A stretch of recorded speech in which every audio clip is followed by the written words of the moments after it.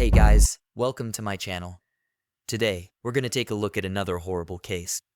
In November 1997, the Nists from Trenton, New Jersey, were gearing up for their annual cruise tradition, a practice they had cherished since their wedding 6 years prior. Julie, 29, and her husband Tim, 40, decided to switch things up this year, celebrating Christmas during their voyage. Their main goal was to strengthen their bond, so they left their 1-year-old daughter Katie with grandparents and headed to San Juan, Puerto Rico, on November 1st to board their cruise ship. George Skytopoulos, a crew member, was immediately struck by Julie's vibrant and attractive presence. Teased by a colleague that she was out of his league, George wagered he could romantically engage with Julie. Although just a junior engineer, 22-year-old George, freshly out of college, carried himself with enough poise to intrigue Julie. He misrepresented himself as the captain, exaggerating his age to 28 and fabricating achievements to impress her. Julie and George quickly grew close, meeting daily on deck and engaging in captivating conversations. Julie, swept up in the cruise's romantic ambience and George's charismatic tales, didn't realize his true identity. Tim, accustomed to his wife's sociable nature, observed their interactions but felt no jealousy. One evening, amid a lively party on the ship, George invited Julie for a tour of the ship. Initially hesitant, she eventually agreed. In the deserted engine room, a spark ignited between them, culminating in a kiss. However, their relationship did not progress beyond kissing for the duration of the cruise. Back home, Julie confided her feelings to a family friend, Tony, expecting her attraction to fade since she and George would likely never meet again. Unexpectedly, George, the captain, sent Julie a message. Their daily phone conversations soon followed, with George insinuating that Tim wasn't worthy of her. Tim occasionally caught them talking but trusted Julie enough not to probe further. Torn between her stable family life and the thrilling new emotions George stirred in her, Julie became distant from friends and even cold to her daughter. Concerned, Tim noticed the changes in her. Hoping to rekindle their connection, Tim planned a surprise 30th birthday party for Julie on January 3rd, 1998. It was a lavish affair attended by many friends. Julie's request for another cruise on a specific ship and date was her ploy to reunite with George. Reluctantly, Tim agreed, and they embarked on February 13th. On that voyage, during a dark night, George won the bet he had made with his crewmates. Julie's intimate encounter with George during the cruise left her head over heels. Back home, she excitedly confided in Tony, a close family friend and godfather to her daughter Katie. Tony struggled with the burden of keeping her secret, later admitting this to Julie. Despite the risk of exposure, Julie decided to secretly meet George, for whom she yearned intensely. She concocted a family vacation pretext, bringing along her mother and daughter. Julie had to confess her secret affair to her mother, facing her disapproval, but she was undeterred. Initially, they went to Florida, but on March 26, 1998, Julie left her mother and daughter behind to continue her romantic escapade with George in Puerto Rico. Upon returning, Julie's communication with George became almost public. They talked incessantly on the phone and exchanged risque love letters via email. Julie even recorded videos showcasing her life for George, all under her husband Tim's nose, with whom she continued to live and spend his money. She also resumed partying and drinking. Tim couldn't help but notice the changes in their family dynamics and suggested seeing a marriage counselor. After 7 years of marriage, during their first session, Julie announced her desire for a divorce, which Tim opposed due to their shared business interests that were generating significant income. Julie knew she needed finances for her plan to move to Greece with her daughter and start a new life with her lover, who was due to serve a compulsory 20-month military service in Greece. Julie attempted to help him flee and secure a U.S. visa, but she lacked sufficient funds for her new boyfriend. Julie began a fitness regimen, experiencing sleep issues and resorting to strong sleeping pills amid emotional turmoil. She also started taking antidepressants. George, learning about this, was furious and forbade her from using them. Julie lost about 10 kg, aiming to return to modeling to earn money. But George, unlike Tim, was intensely jealous and did not support this idea, forcing Julie to abandon her plans. Almost everyone, including Cheryl, who once helped Julie enter the modeling industry, disapproved of her relationship with the Greek man. They had witnessed the evolution of Julie and Tim's life since they first met at an exclusive yacht club party in July 1989. Tim, 11 years her senior, was a successful businessman with his own company and a new yacht. He had established his landscape design company in the early 80s, flourishing alongside the U.S. real estate market boom. Initially, their relationship thrived, but Julie's jealousy was evident once. Tim waited for her at a bar with another woman, and upon Julie's arrival, she assaulted Tim, leaving a bruise on his face and attacking the woman. It turned out she was the secretary of a man Tim had worked with for years, merely assisting in business matters. The conflict was resolved at that time. Tim was taken aback one day when he arrived at his office to find Julie sitting at his secretary's desk with her charming smile. She announced that the former employee would no longer be working there, effectively usurping her boyfriend's job and leaving him little choice but to accept her as his new assistant. This allowed her to work from home, granting her more freedom, including financially. Julie had always dreamt of being a model. One day, she spotted a beauty contest advertisement in a newspaper and decided to participate, confident she would win. Supported by her loving partner Tim, they compiled Julie's best photos and sent them to the magazine organizing the contest. However, it turned out to be a scam by the publishers to obtain free photos for their men's section at the back of the magazine. Julie eagerly awaited a response from the publishers about the contest, but it never came. Determined, she visited the magazine office and confronted the editor about her prize. He accepted her photos and promised to feature them in the next issue. Julie shared this story with everyone preparing for the competition. The event took place at an elite hotel with 12 finalists, including Julie.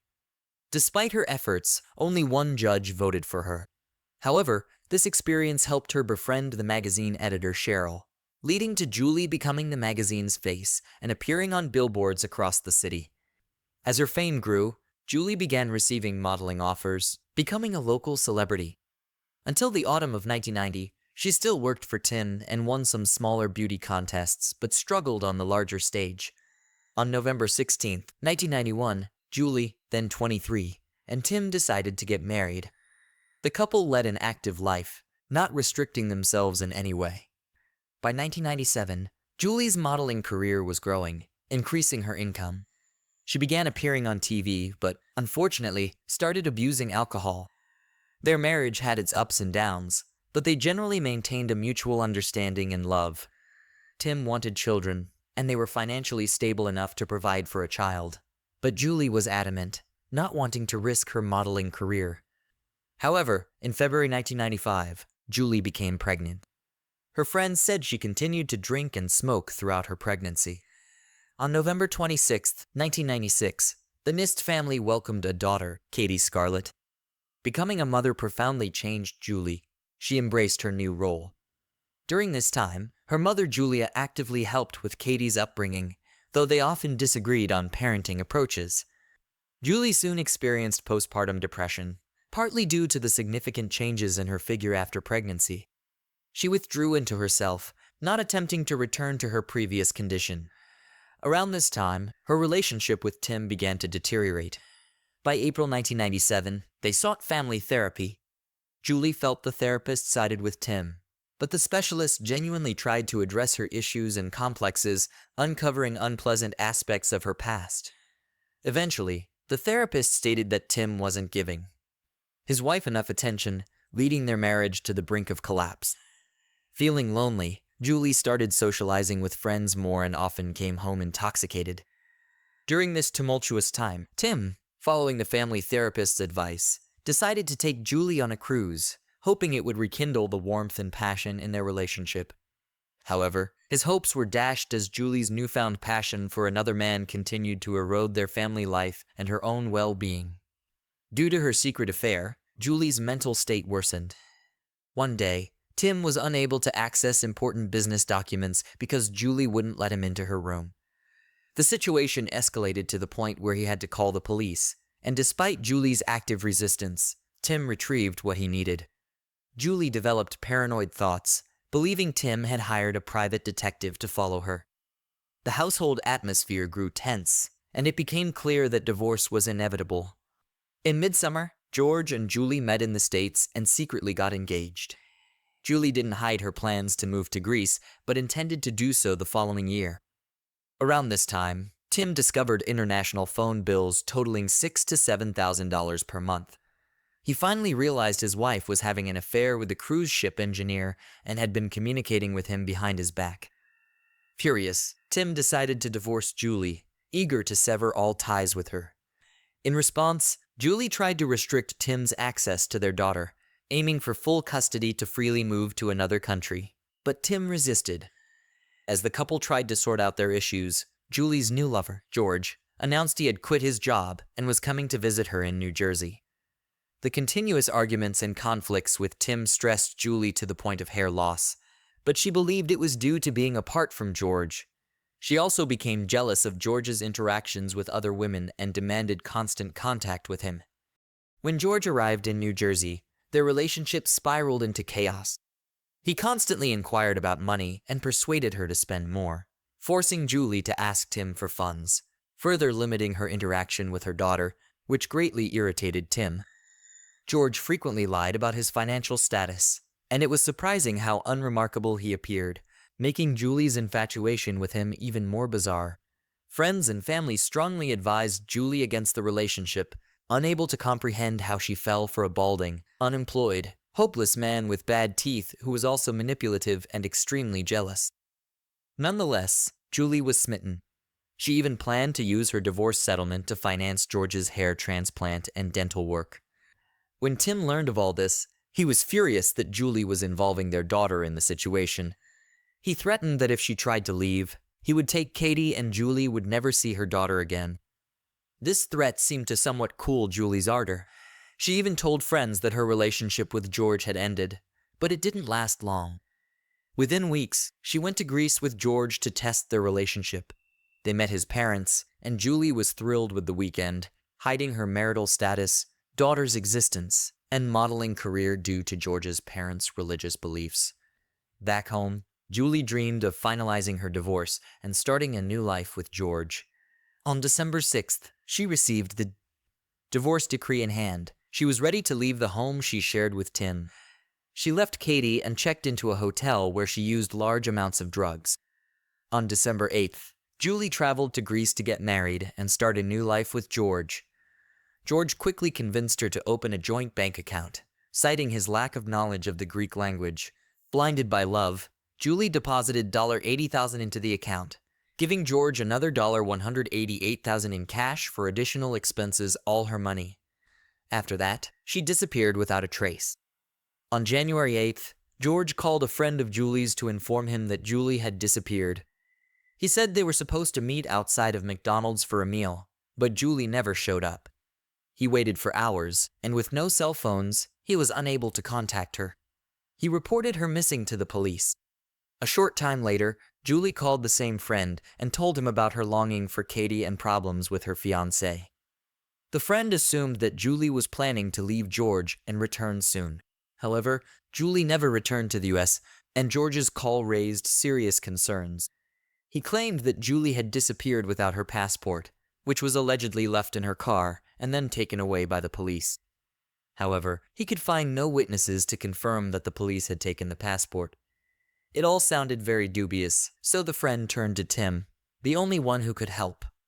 Tim immediately realized that his ex-wife was in serious trouble.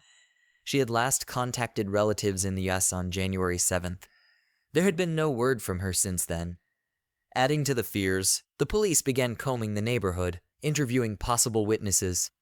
But Julie had no acquaintances in the new place, so they questioned her relatives in New Jersey and looked into her background. Julie Scully, daughter of Julia and John Scully, was born on January 3, 1968. She developed a very close relationship with her father, willing to do anything for his approval. Father and daughter spent much time together, often going fishing. However, on November 10, 1969, Julie's younger brother, John Patrick Scully, was born, drawing all the parental affection and leaving Julie feeling neglected. Julie's mother hailed from a Native American reservation in New Mexico, one of the largest tribes in the United States. Life there was challenging, with no electricity or running water, high unemployment, and rampant alcoholism and drug abuse. This led Julie's parents to send her to a boarding school at age 12, hoping to provide her with a better life through English education. Upon reaching adulthood, Julia moved to the city, attempting to adapt to mainstream American life. While working at a psychiatric facility, she became entangled in the world of drugs. During this time, she met a police officer named John. In 1964, their romance blossomed quickly, and they married on July 2nd, 1965. Just 2 days before their anniversary, John later became a patrol officer in one of North Philadelphia's most dangerous neighborhoods. Julia fell pregnant and gave birth to a daughter. John lovingly cared for his daughter, often leaving Julia feeling isolated from family life.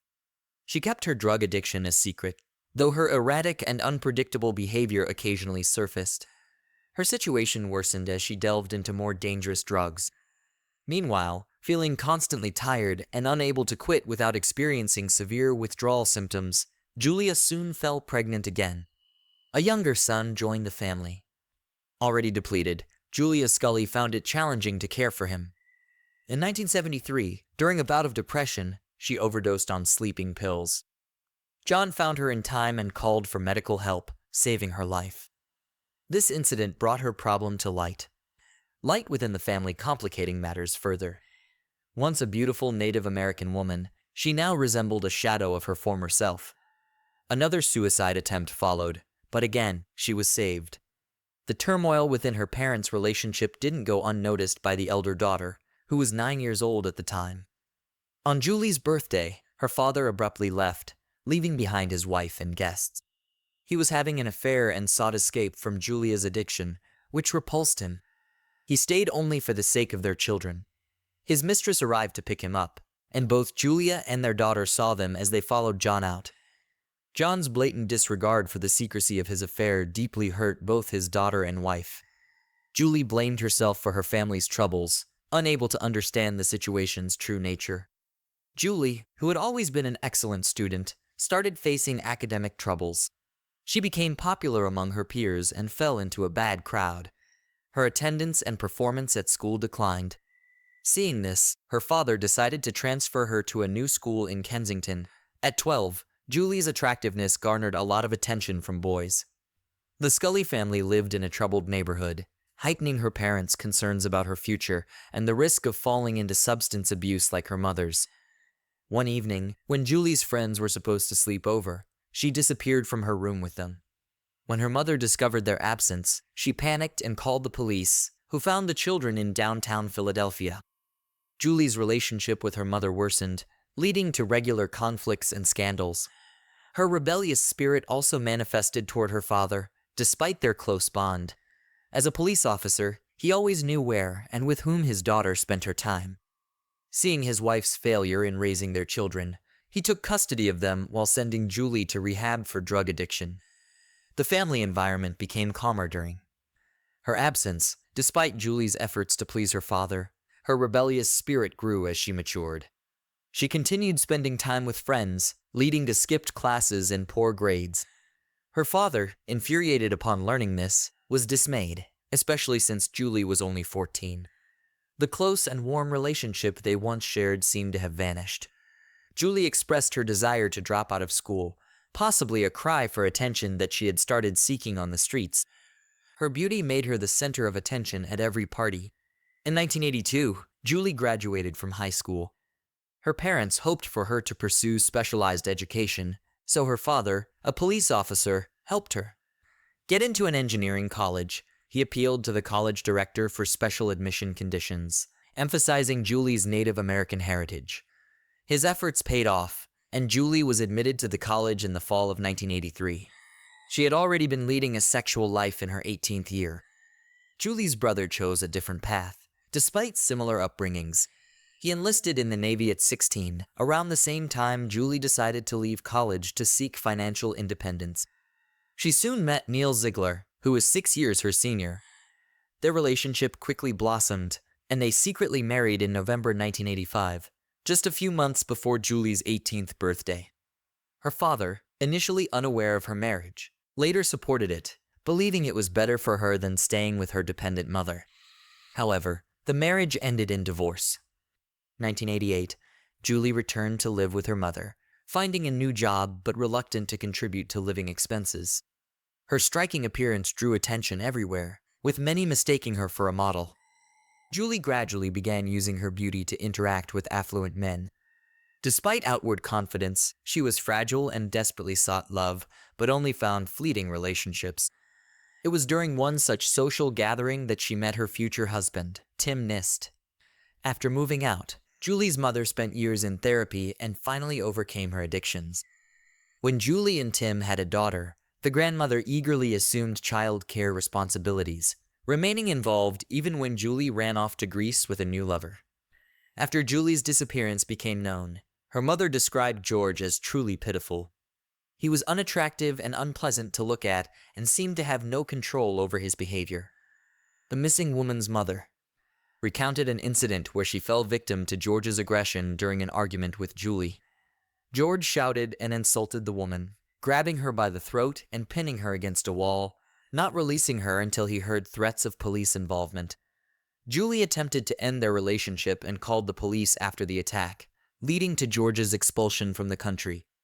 Despite this, she soon went to join him in Greece. She actively defended her lover, even taking the blame for the assault. Julie's mother suspected George's involvement in her daughter's disappearance. Following Julie's disappearance, George continued to play the role of an active helper in the search. Julie's close relatives tried to contact the American embassy in Athens, but faced a language barrier, as the Greek police stations handling the investigation had no English-speaking staff. The FBI from the USA joined the investigation. At this time, it was revealed that George had Julie's passport the entire time.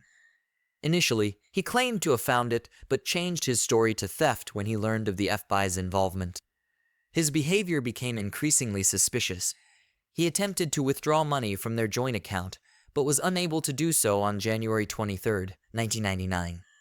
The couple was supposed to get married during this time. News about the missing American woman was broadcast on news channels and radio stations. George angrily called Julie's friend who had approached the media about the case. He claimed his innocence and even made a public statement in the press, actively giving interviews in an attempt to justify himself. However, 16 days after Julie's disappearance, George was brought in for questioning as the main suspect. George recounted that after moving to Greece, Julie quickly became disillusioned with both the country and him. She increasingly missed her homeland and daughter and wanted to return. George tried to support her, but the situation worsened, deeply troubling him. In her final days, she cried constantly. At one point, George's mother found out about Julie's former husband and daughter in America.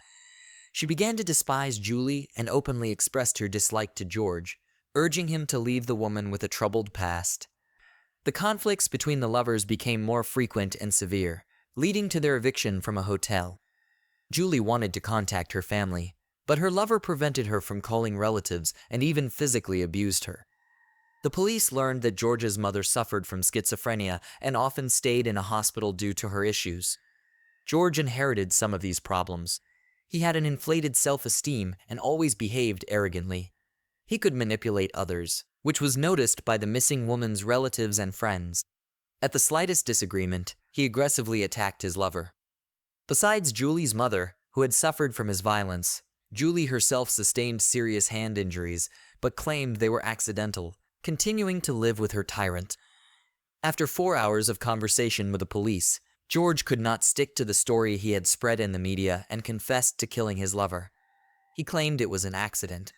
Apparently, the lover genuinely regretted what had happened. He even cried during the interrogation. However, his confessions were confusing and full of contradictions. Initially, he claimed Julie had never disappeared. Then again, he admitted his guilt and then denied his involvement in the incident. On January 8, 1999, the couple set off on their long-awaited trip to Athens. They were driving along a deserted 2-lane highway, enjoying the tranquility and scenery. A calm conversation gradually escalated into a serious conflict. Finally, George decided to stop on a stretch of road where there was no one around.